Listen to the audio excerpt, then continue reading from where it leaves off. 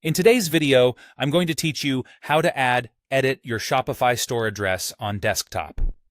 By the end, you'll know exactly where to go, what to change, and how to make sure your business details are accurate for billing, taxes, and legal documents.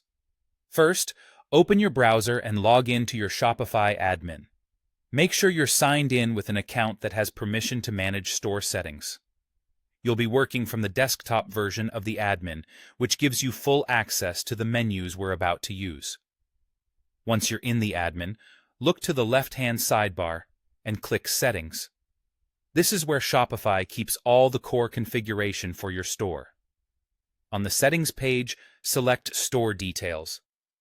Depending on your admin layout or region, you might see it labeled as General or Store Details and Address. Any of these options will take you to the same place to manage your official store information. On the Store Details page, scroll until you see the Address section. This is your business or billing address, the one Shopify uses for invoices, tax calculations, and other legal documentation. To update it, click the Edit icon, which looks like a small pencil next to the address.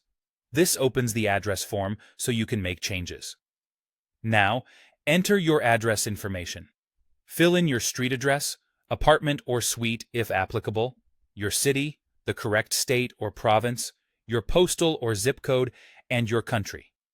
Take a moment to make sure every detail is accurate and formatted the way your local postal service expects. It's a good idea to double-check the postal code and the country selection, since those two fields directly impact tax calculations and how Shopify appears on your billing documents. If your business is registered under a specific legal address, use that official address here to keep your records consistent. When you're confident everything is correct, click Save to apply your changes.